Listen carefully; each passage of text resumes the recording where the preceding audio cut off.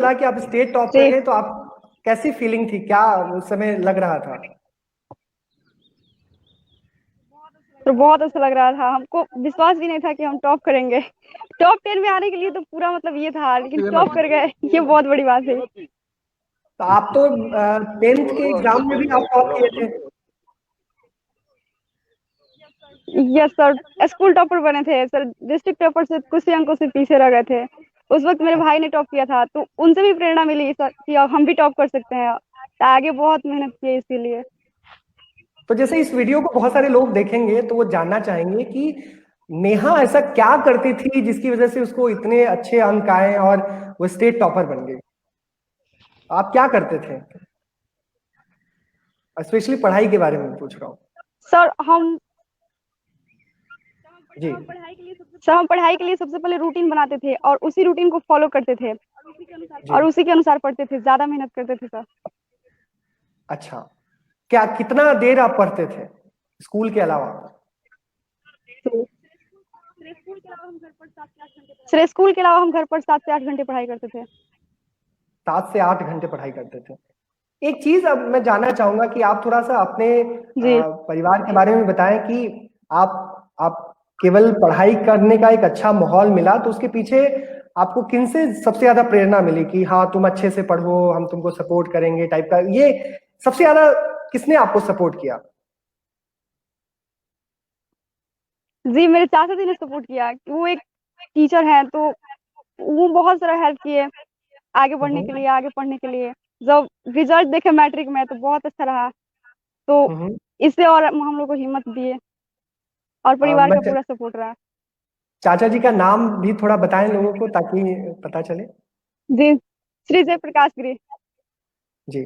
तो मैं जयप्रकाश गिरी जी को सबसे पहले आपको भी बधाई देना चाहता हूँ, और नेहा आज टॉपर बनी है तो उसकी मेहनत के साथ साथ में आपका सहयोग और मार्गदर्शन भी था। नेहा, एक और चीज लोग जानना चाहते हैं कि कई बार लोगों को लगता है कि गांव में रहने वाले जो लोग होते हैं ना, उनके पास साधन नहीं होते, उनके पास बहुत ज्यादा रिसोर्स नहीं होते हैं, तो इसलिए वो बहुत ज्यादा कुछ कर नहीं सकते, ऐसा बहुत सारे लोग सोचते हैं। आपका क्या मानना है? जी सर, मेरा मानना है कि चाहे परिस्थितियां कैसी भी हो, अगर घर से सपोर्ट मिले तो हर चीज संभव है।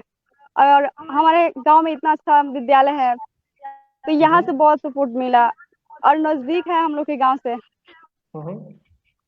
कितना दूरी पर है आपका ये तो स्कूल?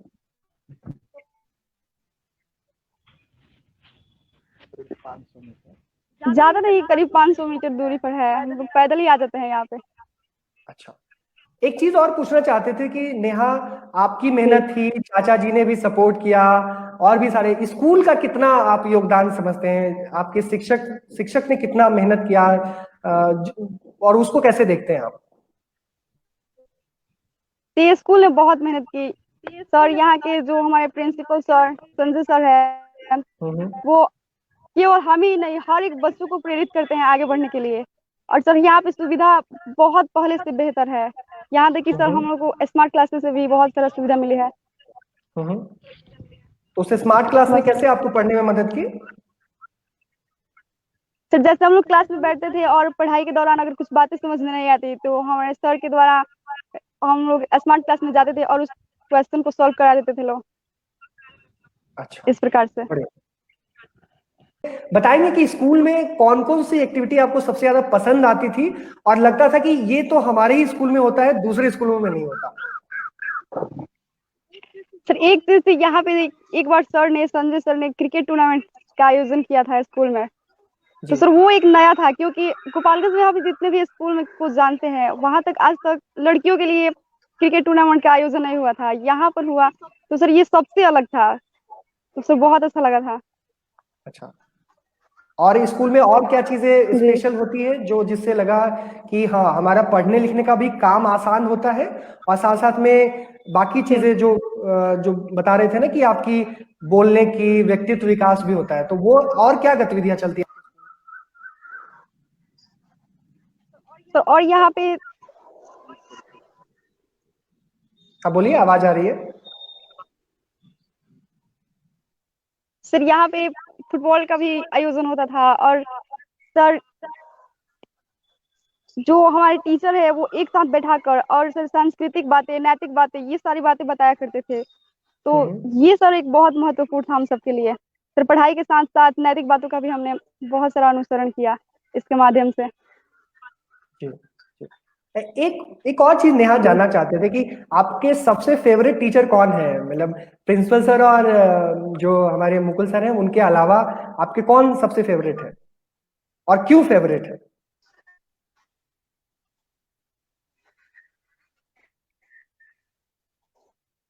सर, हम शुरू से ही सर संजय सर का मेरा फेवरेट रहे हैं अभी भी।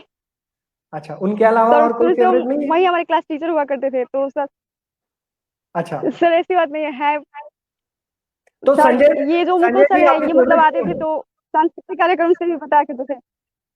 संजय सर आपके सर फेवरेट क्यों है? वो मतलब इसलिए है कि हम सर हम जब पढ़ते थे तो और सारे टीचर के अलावा सर संजय सर मतलब वो बातें बताया करते थे जो शायद हमें कोई नहीं बताता था। और सर जो मेरे अंदर सर कुछ थी उसको हमारे हिसाब से सर संजय सर ने देखा था और पहचाना था और बताते भी थे। हम्म, तो सर बढ़िया। इसलिए ज्यादा इम्पोर्टेंट है। अब तो आप इंटर सर पास जब करके आप रिजल्ट आया तो सबसे पहले हमने संजय सर को कॉल किया था। अरे वाह, बहुत बढ़िया। ये तो बहुत अच्छी बात है और निश्चित तौर से मतलब संजय सर को एक तरह से बधाई तो पात्र है ही बधाई के, लेकिन आपके जैसे लोगों को गढ़ने का काम करे वो भी बहुत इंपॉर्टेंट चीज है। नेहा, अभी आपका इंटर का परीक्षा खत्म हो गया, रिजल्ट भी आ गया, पास आउट भी हो गया, तो डायरेक्टली कोई आप रिलेशनशिप नहीं रहा। तो एक तो मैं चाहता हूँ, एक जानना चाहता हूँ कि आगे आप क्या करना चाहती हैं, कहाँ पढ़ाई करने की सोच रही हैं और क्या करने का मन है भविष्य में? सर मैं प्रशासनिक क्षेत्र में जाना चाहती हूँ। अच्छा, आप प्रशासनिक क्षेत्र में जाना चाहते हैं। जी बढ़िया। तो आगे पढ़ने का क्या सोचा है, साइंस में पढ़ना है या आर्ट्स लेके पढ़ना है, या क्या क्या करना है आगे? सर, 8 सब्जेक्ट लेना है और सर उसी के साथ साथ हम अपनी तैयारी भी करते रहेंगे। बहुत बढ़िया। तो प्रशासनिक सेवा ही क्यों? ऐसे सवाल आता है ना कि आईएएस बनना ही क्यों है, कुछ और भी तो बन सकते हैं।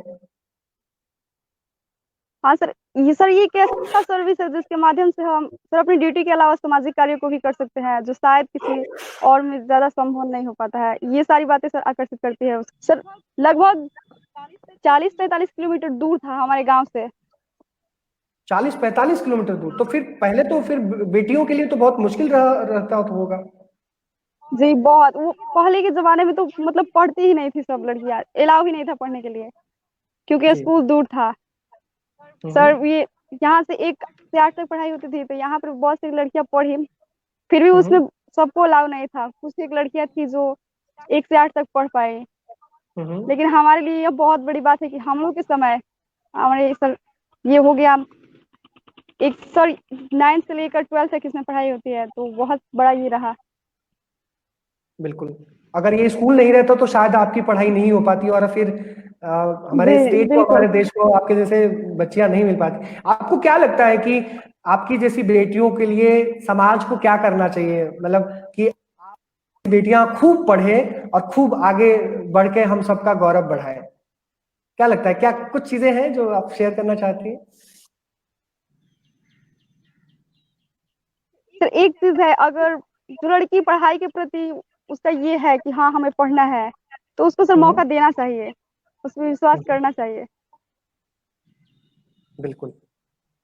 और क्या करना चाहिए, जी कुछ और चीजें सुझाव, अगर कोई माता पिता अगर इस आपकी बात को सुन रहे हैं, क्योंकि आपके माँ पिताजी ने सहयोग नहीं किया होता, अगर वो नहीं चाहते कि आप पढ़ें तो शायद आप नहीं पढ़ पाते, तो आप अपने मम्मी पापा की बातें शेयर करते हुए बाकियों से क्या कहना चाहेंगे? सर, मैं हर एक लड़की के माता पिता से यही कहना चाहूंगी कि सर जो लोग ये निगेटिव बातें बताते हैं बोलते हैं उसको एक साइड कीजिए और पॉजिटिव सोचिए सबके बारे में। हम्म। ये एक बहुत बड़ा है और सर उसको सपोर्ट कीजिए अगर उस पे मतलब शिक्षा के क्षेत्र में वो बेहतर है या फिर किसी भी क्षेत्र में, तो सर माँ बाप को पूरा सहयोग करना है। बिल्कुल बिल्कुल। और जी आगे जैसे आप स्कूल से फिर बाहर निकल रहे हैं तो इस स्कूल के साथ आप कैसे जुड़ी रहेंगी, किस तरीके से आपका जुड़ाव बना रहेगा, कुछ सोचा है? क्योंकि अब तो ये स्कूल में पढ़ने के लिए तो आप नहीं आ पाओगे। जी नहीं। तो कैसे जुड़ाव बना रहेगा? सर हमारे जो संजय सर है वो आर्ट से है, मतलब, और हमारा सब्जेक्ट जो है आगे का आर्ट से है, तो सर जहाँ भी हमारा फंस सकता है सवाल कुछ भी, या फिर तो हम संजय सर से शेयर कर सकते हैं। तो इस प्रकार से इस विद्यालय से भी हम जुड़। के पिताजी को सुनना चाहते थे, संजोग से वो जुड़ नहीं पाए, तो मैं माफी चाहता हूं उनसे। और मैं इस बातचीत के जरिए उनको ये कहना चाहता हूं कि आप पर भी हमें बहुत गर्व है कि आपने अपने संतान को इस तरह के संस्कार दिए और इस तरह से उनको एक माहौल दिया और उनको सपोर्ट किया कि आज वो हम सबको गौरवान्वित कर रहे हैं। केवल आपका परिवार नहीं गौरवान्वित महसूस कर रहा, हम सब गौरवान्वित महसूस कर रहे हैं। तो आप पर हमें बहुत गर्व है और आप इसी तरीके से किशन और नेहा को सपोर्ट करते रहिए और इनके सपनों को नई उड़ान भरने में आप मदद करिए। नेहा, आप आखिरी में कुछ बोलना चाहेंगे?